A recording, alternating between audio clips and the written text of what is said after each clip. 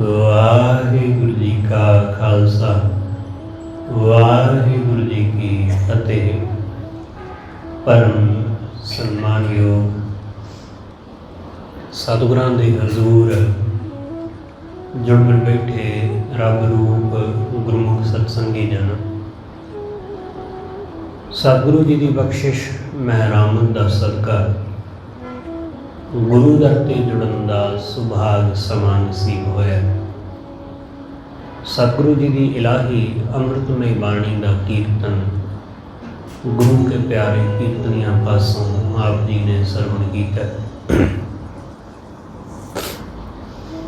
ਗੁਰੂ ਦਰ ਤੇ ਜੁੜ ਕੇ ਗੁਰੂ ਦੀ ਬਾਣੀ ਦੁਆਰਾ ਵਾਹਿਗੁਰੂ ਨਾਲ ਜੁੜਨ ਦਾ ਨਿਮਾਣਾ ਜਿਹਾ ਉਪਰਾਲਾ ਕਰ ਰਹੇ ਹਾਂ।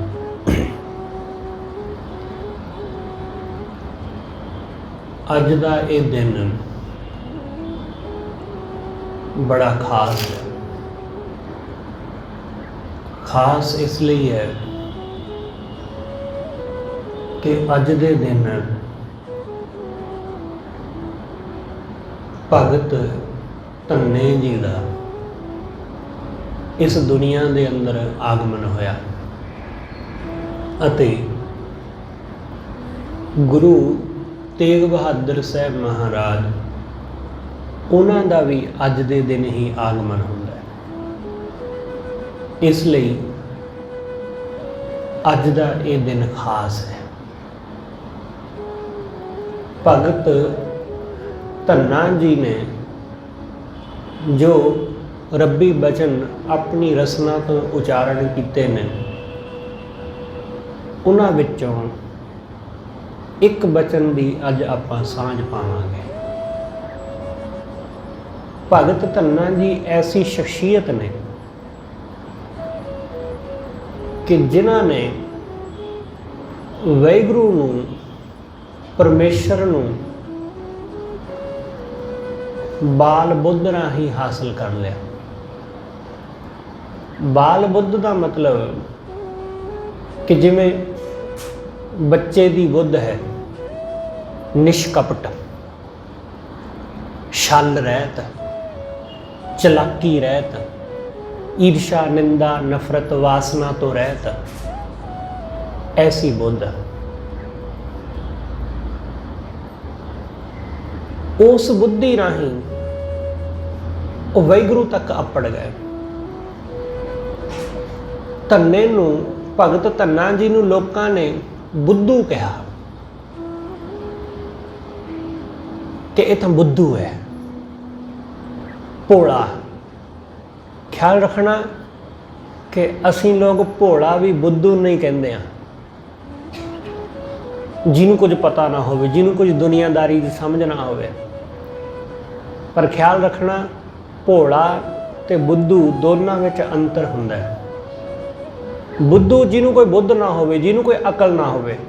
ਭੋਲਾ ਉਹਨੂੰ ਨਹੀਂ ਕਹਿੰਦੇ ਜਿਹਨੂੰ ਬੁੱਧੀ ਨਹੀਂ ਹੈ, ਜਿਹਨੂੰ ਸਮਝ ਨਹੀਂ ਹੈ।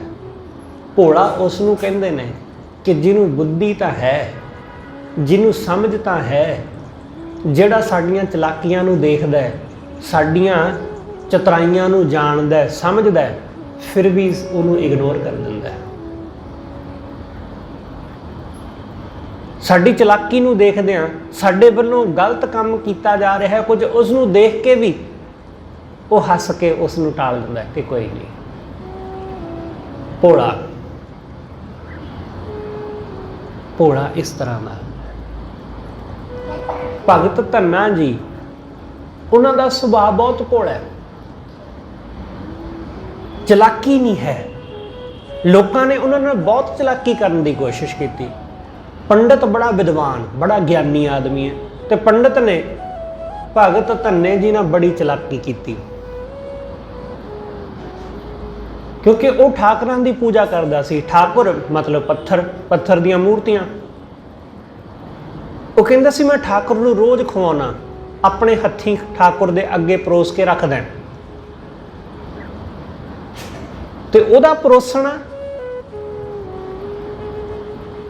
ਉਹ ਦਿਖਾਵੇ ਤੋਂ ਵੱਧ ਕੇ ਹੋਰ ਕੁਝ ਵੀ ਨਹੀਂ ਸੀ। ਕਿ ਪੱਥਰ ਦੀ ਮੂਰਤੀ ਦੇ ਸਾਹਮਣੇ ਕੁਝ ਖਾਣ ਦੀਆਂ ਚੀਜ਼ਾਂ ਰੱਖ ਦੇਣੀਆਂ, ਥੋੜੀ ਦੇਰ ਬਾਅਦ ਆ ਕੇ ਚੁੱਕ ਲੈਣਾ, ਬਸ हो गया भोजन ठाकुर का।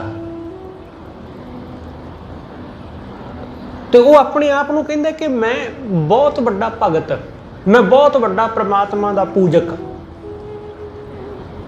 जबकि सिवाय अडंबर तो उहदे कोल कुछ भी नहीं सी। वो पूजदा जरूर सी ठाकुर नूं, पर मन विच कोई भाव नहीं, मन विच कोई शरधा नहीं, मन विच कोई प्रेम नहीं।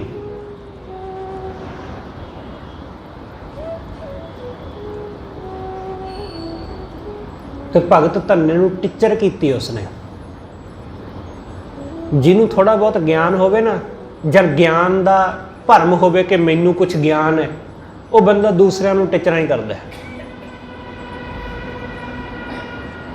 वो दूसरिਆਂ ਨੂੰ मखौल ही करता है। उन्होंने लगता कि बाकी तो बुद्धू ही ने सारे, कि बाकी तो सब मूर्ख ही ने, इत्थे मैं ही कल्ला सियाणा हाँ दुनिया 'ਚ।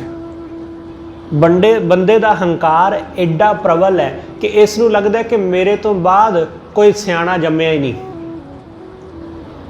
मैं इकलौता सियाणा दुनिया दे विच।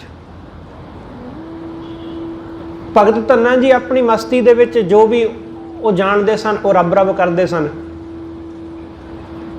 तो धन्ना जी नूं टिचर कीती बामण ने कि रब इंज नहीं मिलता, ठाकरां दी पूजा करके मिलता है। तेरे वर्गे हल बाउण वाले बंदे नूं की पता, तू की जाने कि परमात्मा किवें मिलदा है, तैनूं की पता। ख्याल रखना कि जदों इस तरह का अहंकार बंदे दे अंदर हुंदा है कि तू की जानदा है, तो समझ रखना कि उस बंदे नूं खुद नूं भी कुछ नहीं पता है।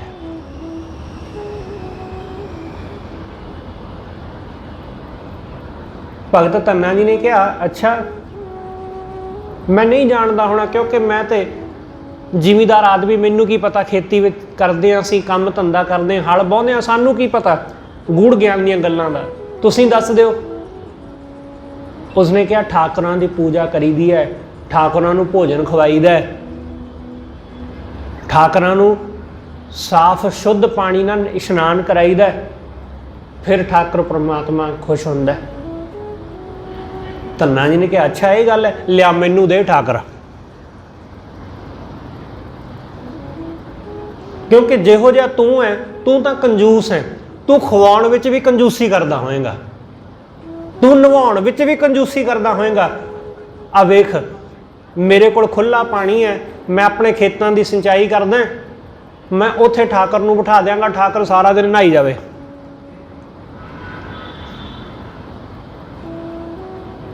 मेरे कोल बथेरा अनाज है, ठाकुर जिन्ना मर्जी खा लवे, कोई कमी नहीं, बथेरा कुछ है। तैनू लोग दे के जाते हैं तो तू उहदे विचों दिना ठाकुर नूं। मेरे कोल बथेरा घ्यो मक्खण है, ठाकुर सारा दिन जिन्ना मर्जी खाई जावे, मुकदा ही नहीं। लोग कहते हैं कि धन्ना जी ने पत्थर विचों पा लिया।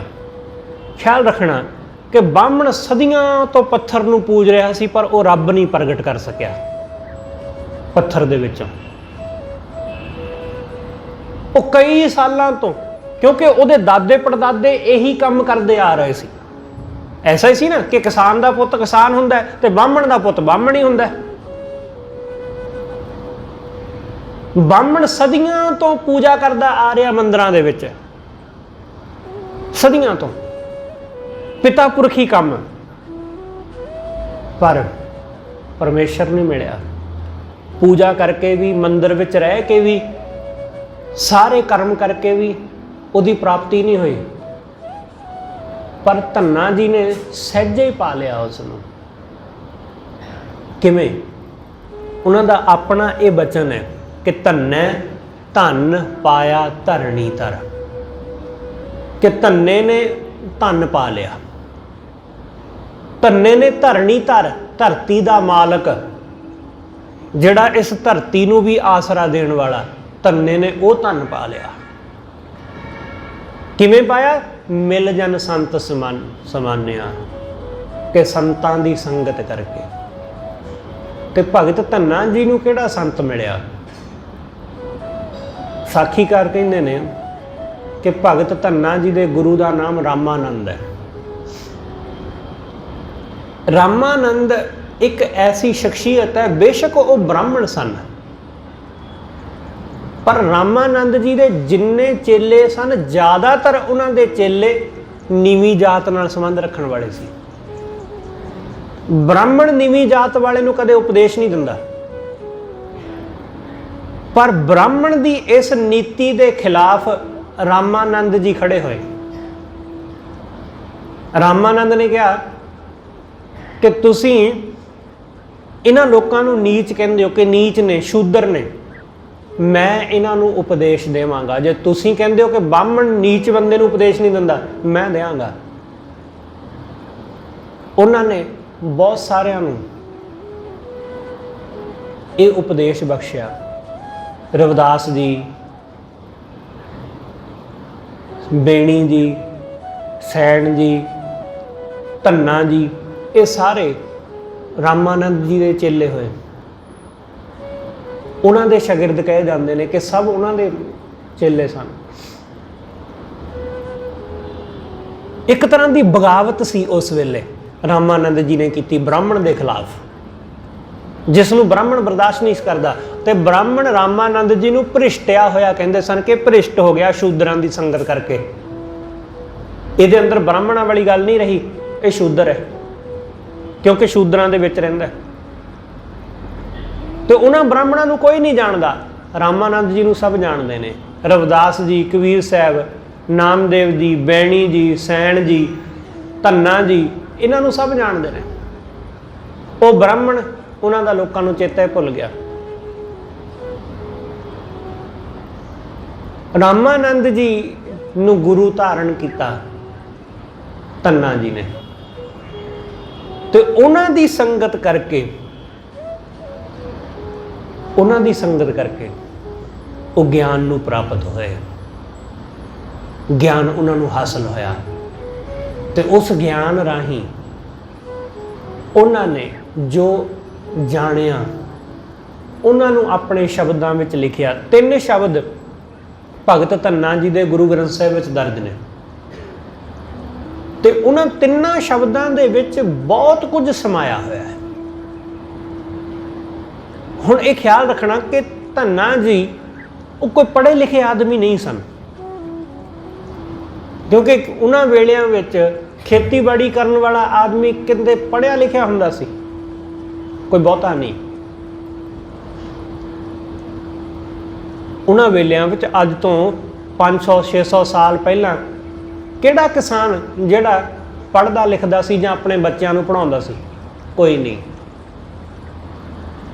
ਤੇ ਨਾ ਹੀ ਬਾਹਮਣ ਨੀਵੀਂ ਜਾਤ ਵਾਲਿਆਂ ਨੂੰ ਪੜ੍ਹਨ ਦਿੰਦਾ ਸੀ। ਖਿਆਲ ਰੱਖਣਾ, ਅੱਜ ਬੇਸ਼ੱਕ ਜਿਸ ਜਾਤ ਵਿੱਚ ਧੰਨਾ ਜੀ ਦਾ ਜਨਮ ਹੋਇਆ, ਅੱਜ ਦੇ ਸਮੇਂ ਇਹ ਬਹੁਤ ਉੱਚੀ ਜਾਤ ਮੰਨੀ ਜਾਂਦੀ ਹੈ, ਪਰ ਉਸ ਵੇਲੇ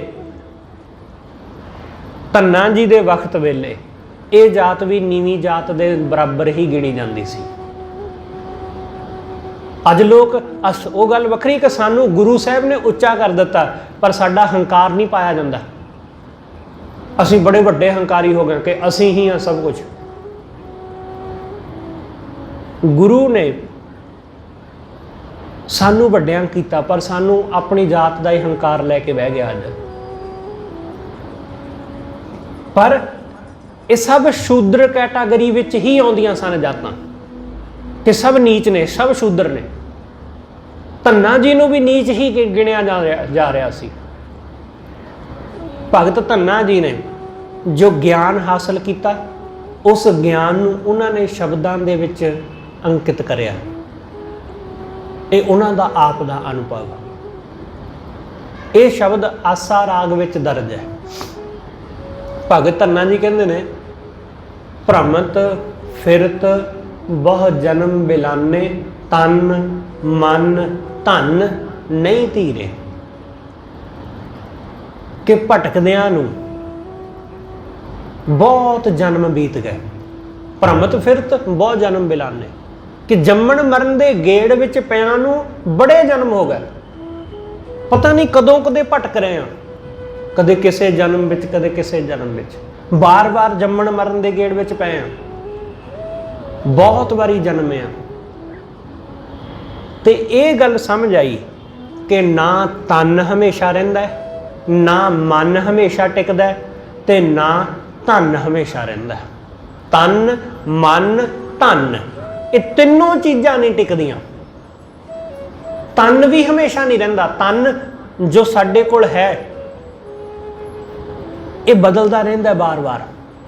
बचपन विच ये शरीर कैसा सी, जवानी विच ये शरीर कैसा हो गया, बुढ़ापे विच इस ओही शरीर कैसा हो गया, तो फिर मौत हो जाती है। वो शरीर किते लभदा ही नहीं, दिखदा किते वो शरीर जिहड़ा मर गया। उस शरीर नूं असीं खुद मिटा दिंदे आ अपने हत्थीं चिखा दे उत्ते, अपने हत्थीं कबर दे विच उसनूं खत्म कर दिता जांदा है। वो खत्म हो ही गया जदों उहदे विचों जान निकल गई। सतगुरु कहंदे ये शरीर हमेशा नहीं रहिंदा, ये मन भी हमेशा नहीं टिकदा, ये मन भी हमेशा नहीं रहिंदा। हुण इत्थे है, थोड़ी देर बाद अगले पल पता नहीं किधर चलिया जाएगा। किसी नूं वेखेगा, किसी नूं वेख के किसी होर दा ख्याल आ जाएगा, किसी चीज़ नूं वेखेगा, किसी आवाज़ नूं सुनेगा, उस आवाज़ नूं सुन के कोई होर ख्याल आ जाएगा। सतगुरु कहंदे मन भी नहीं धीरदा, मन भी नहीं टिकदा। धन धन पैसा, ये पैसा भी नहीं टिकदा। अज है कल पता नहीं, अज नहीं है कल नूं हो सकता है कि दोबारा मिल जाए।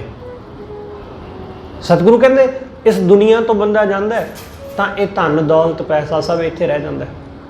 इसलिए ये तीनों चीज़ां पैसा, शरीर अते मन ये कदे नहीं टिकदे, ये कदे स्थिर नहीं हुंदे। बंदा लालच विच लगा होया, लालच बिख काम लुभद राता। लालच विच ये जिहड़ी माया है जहर वर्गी, एक काम वासना। सतगुरु कहंदे इस काम विच, माया दे लालच विच ये मन पूरी तरह लुभद है, मन पूरी तरह गलतान है। वासना विच, लोभ विच, मोह विच, विकारां विच फसिया होया। मन विसरे प्रभ हीरे, वो प्रभु मन तो विसरिया होया है। वो परमेश्वर उहदा चेता ही नहीं, उस परमेश्वर की याद ही नहीं, वो मन विच है ही नहीं, वो भुलिया होया। मन विसरे प्रभ हीरे। सतगुरु कहंदे वो प्रभु जिहड़ा सब तो अनमोल है, उहदे वर्गा हीरा कोई होर नहीं, वो इस बंदे नूं भुलिया होया। इनू याद की है? इनू याद है माया, इनू याद है पैसा, इनू याद है काम, इनू ये वासनावां ही चेते ने। भगत अन्ना जी कहते कि बंदे नूं बाकी सब कुछ याद है, विषय विकार वासनावां सब चेते है, बस एक वो परमात्मा विसरिया होया है जिहड़ा सब तो अनमोल है।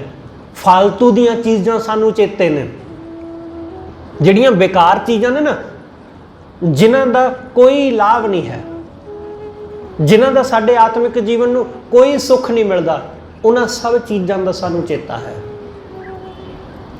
पर जिस चीज़ तो सानू आत्मिक लाभ मिलना है, जिहदे तो सानू आत्मिक सुख मिलना है, ਉਹਦਾ कोई ख्याल भी नहीं है, ਉਹਦਾ कोई चेता भी नहीं है। इस करके सतगुरु कहते लालच बिख काम लुभद राता, मन विसरे प्रभ हीरे, वो प्रभु विसरिया होया है जड़ा सब तो अनमोल है। रहाओ बिख फल मीठ लगे मन बौरे, चार विचार ना जाने। सतगुरु कहते इस बंदे नूं जिहड़े जहर दे फल ने ना वो मिठे लगते हैं, जिहड़े जहर दे फल ने वो मिठे लगते, वासना इनू चंगी लगती है, लोभ मोह इसनू चंगा लगता है। हर बंदे ने अपने जीवन में गलतियां करके वेखियां, हर बंदे नू पता है कि इस काम करन दा आ नतीजा हुंदा है।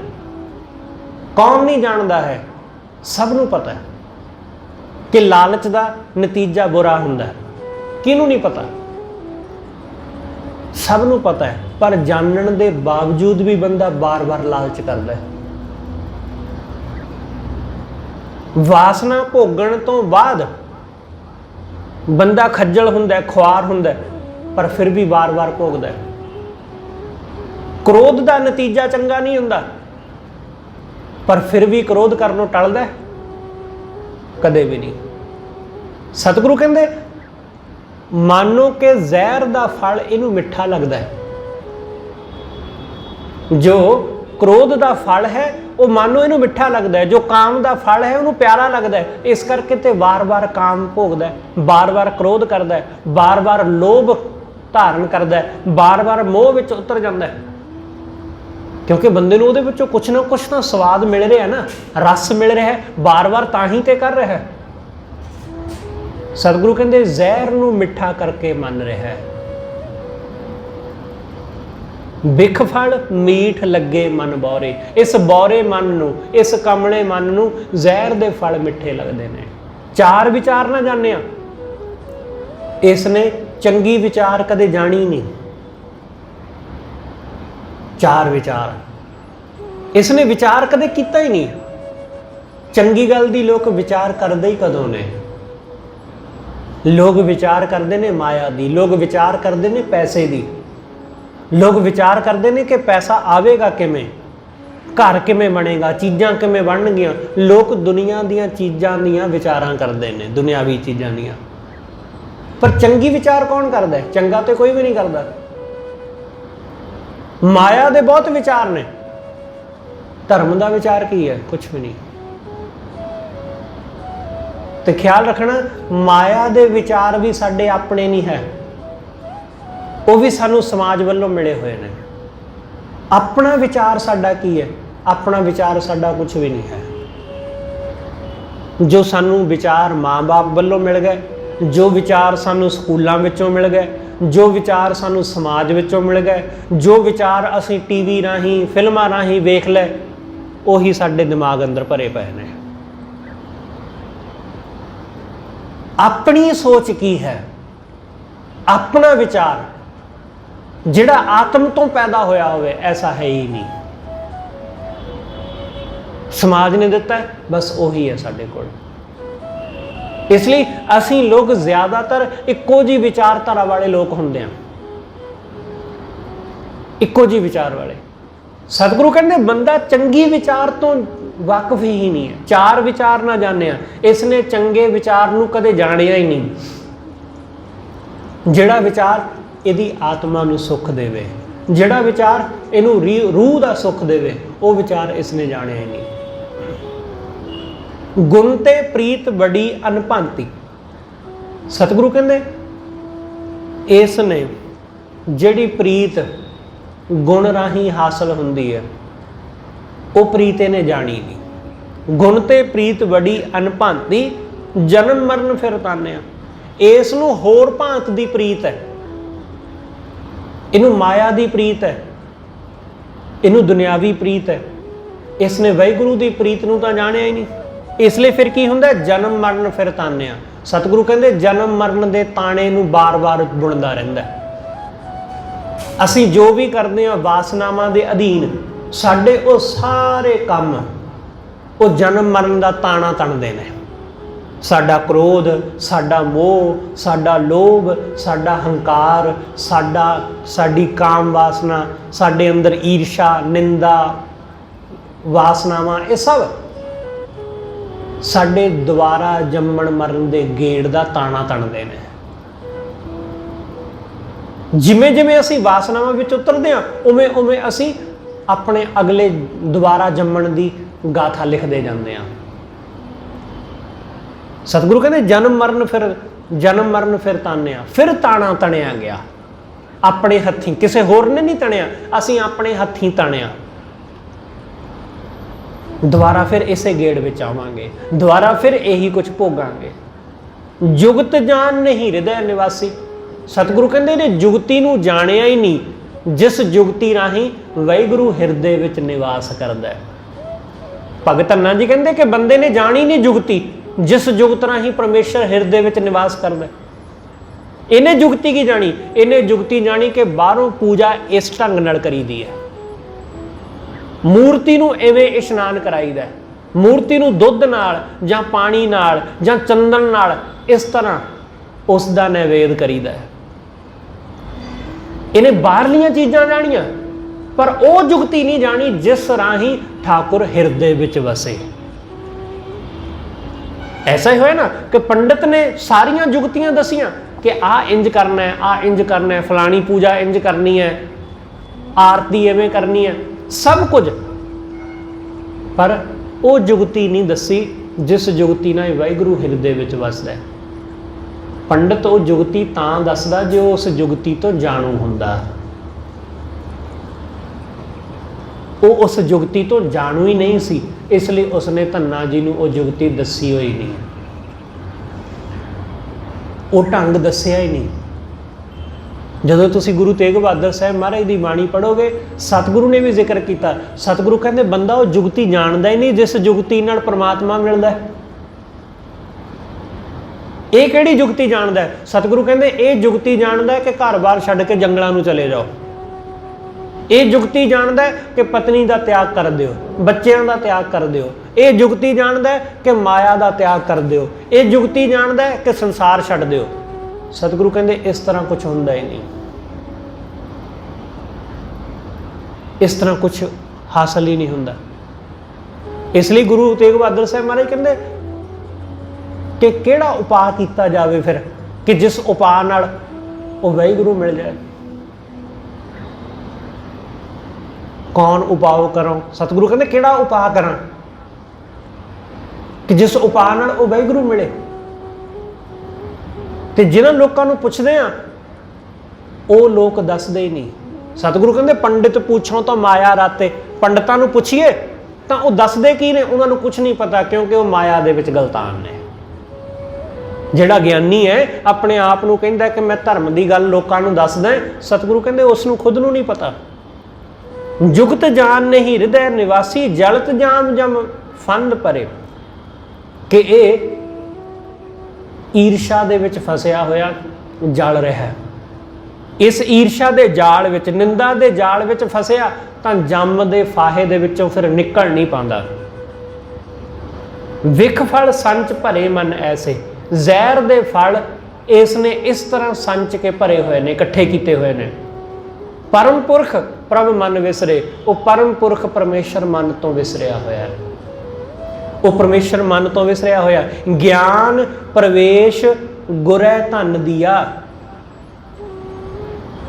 भगत धन्ना जी कहते कि वाहिगुरू ने मैनू ज्ञान विच प्रवेश कराया, ज्ञान प्रवेश। गुरु ने आ धन बख्शिया, गुरै धन दिया, ज्ञान दा धन, ज्ञान दुनियावी धन। असीं लोग गुरु कोलों दुनियावी धन मंगते हैं, वो खुश जाता है तो फिर रोंदे हैं, उहदे विच घाटा पै जाता है तो असीं दुखी हुंदे हैं। असीं कदे आह वाला धन तो मंगिया ही नहीं जिस दी गल भगत धन्ना जी करते हैं। असीं इस धन की कदे मंग ही नहीं की क्योंकि सानू इस धन का पता भी नहीं है।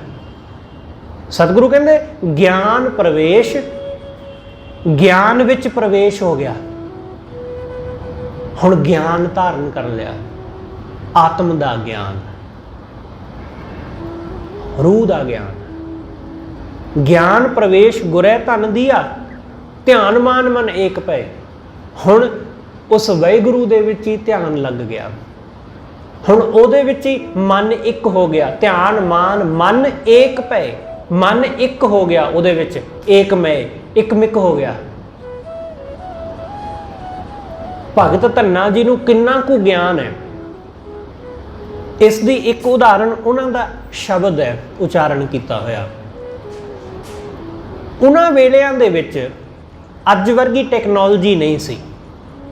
अज जो विज्ञान ने खोज लिया 500-600 साल पहला, वो किनू पता सी, कौन जानता सी? पर भगत धन्ना जी ने जो कुछ वेख्या, जो कुछ उन्होंने ज्ञान हासिल होया, वो उन्होंने शब्द तो प्रगट हुंदा। भगत धन्ना जी कहते पत्थर दे विच जीव हुंदा। हुण पत्थर नूं पत्थर आले दुआले पूरी तरह बंद है, उस पत्थर दे विच जिहड़ा कीड़ा मौजूद है, जीव मौजूद है, उहदे विच ही जन्मदा है, उहदे विच ही जीवन जिउंदा है ते उस पत्थर दे विच ही मर जांदा है। हुण उस पत्थर नूं तोड़ के वेखोगे तो पता चलेगा कि उहदे विच जीव है, पर जे उस पत्थर नूं तोड़ दिया जाए, तोड़ के उस नूं बाहर कढ़िया जाए तो मर जांदा है। डिस्कवरी वालियां ने, नैशनल जोग्राफी वालियां ने दिखाया सी पत्थरां नूं तोड़ के, कुछ सारे पत्थरां विच नहीं हुंदा, कुछ पत्थरां दे विच वो जीव मौजूद हुंदे ने ते उन्हां दी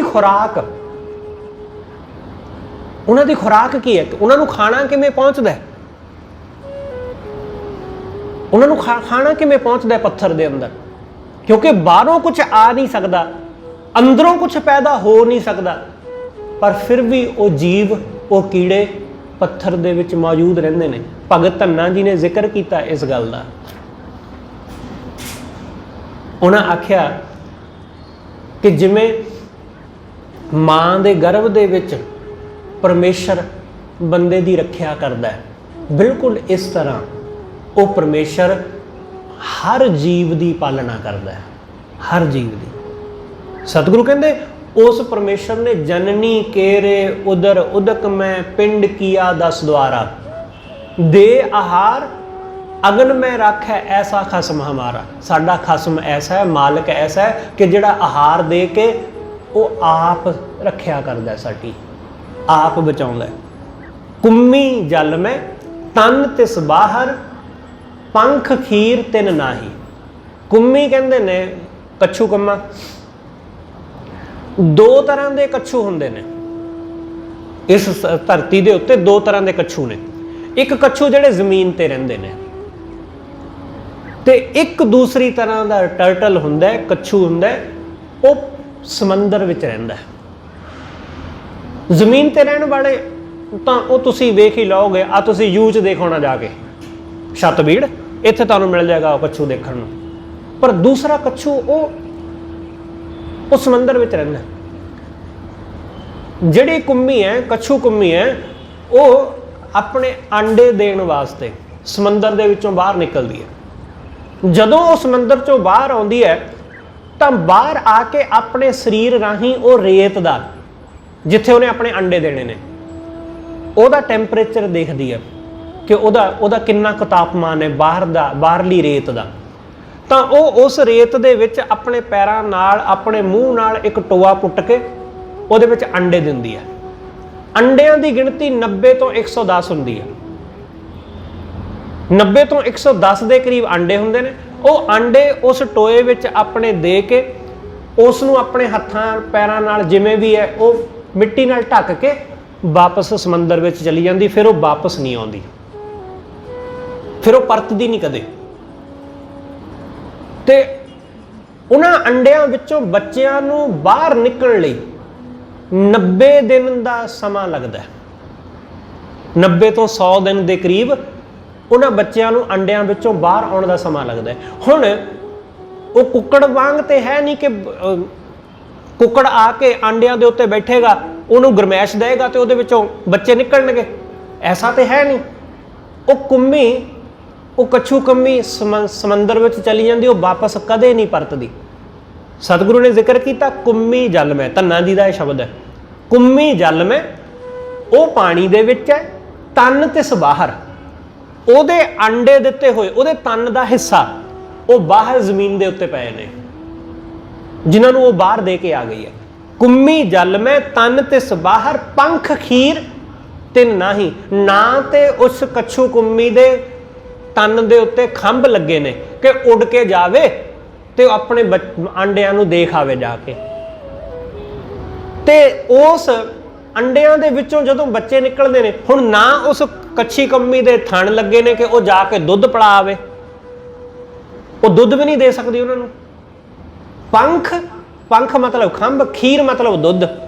पंख खीर ते नहीं, ना उन्होंने वो दुध दे सकती है, ना उन्होंने वो उड़ के जाके उन्होंने खुराक दे सकती।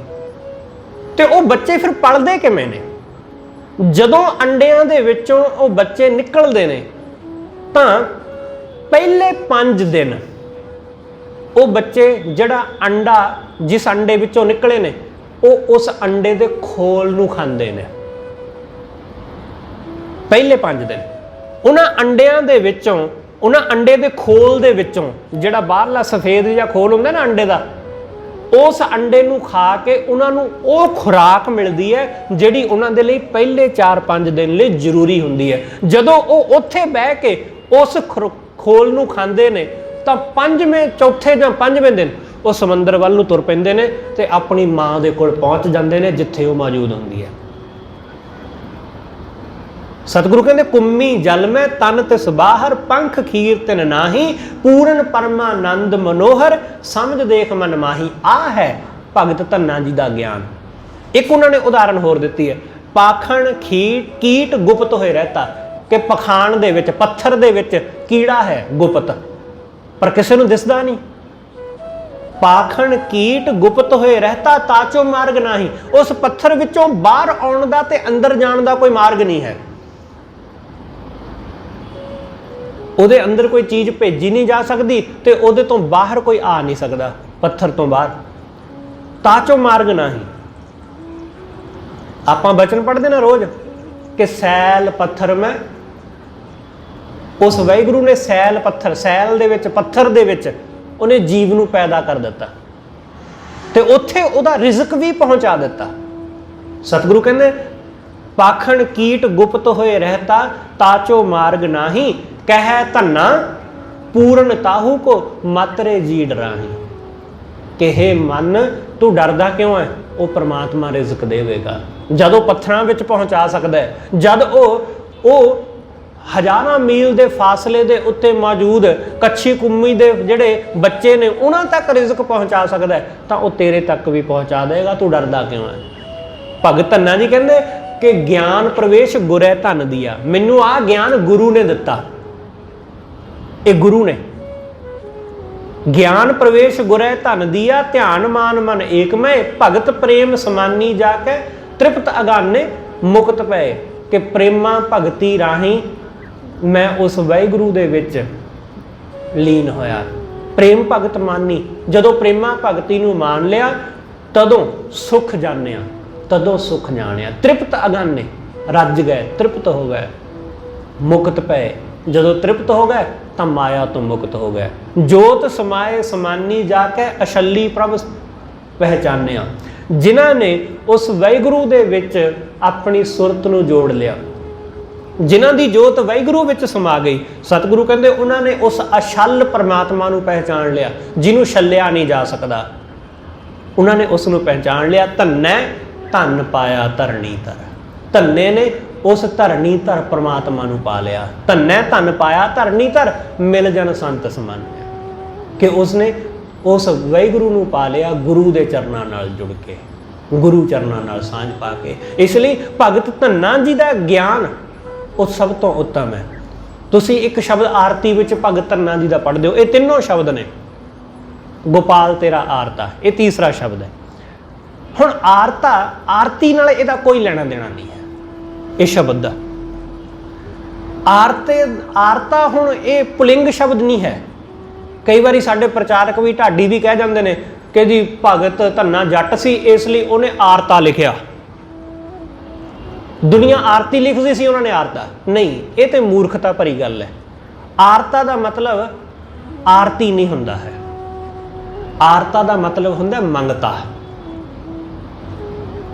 ਆਰਤਾ ਕਹਿੰਦੇ ਨੇ ਮੰਗਤੇ ਨੂੰ। ਤੇ ਉਸ ਸ਼ਬਦ ਵਿੱਚ ਕੀ ਦੱਸਿਆ ਗਿਆ? ਉਸ ਸ਼ਬਦ ਵਿੱਚ ਮੰਗਿਆ ਗਿਆ ਗੋਪਾਲ ਤੇਰਾ ਆਰਤਾ। ਹੇ ਗੋਪਾਲ, ਹੇ ਵਾਹਿਗੁਰੂ, ਮੈਂ ਤੇਰਾ ਆਰਤਾ, ਮੈਂ ਤੇਰਾ ਮੰਗਤਾ। ਕੀ ਕਿਹਾ ਗਿਆ ਉਹਦੇ ਵਿੱਚ? ਜੇ ਤੂੰ ਨਹੀਂ ਦੇਂਗਾ ਤਾਂ ਮੈਂ ਮੰਗ ਲਊਂਗਾ ਤੇਰੇ ਕੋਲੋਂ। ਇੱਕ ਛੋਟੀ ਜੀ ਉਹਨਾਂ ਦੇ ਜੀਵਨ ਵਿੱਚ ਇੱਕ ਸਾਖੀ ਕਹਿ ਕੇ ਆਪਾਂ ਫਤਿਹ ਬੁਲਾਉਂਦੇ ਹਾਂ।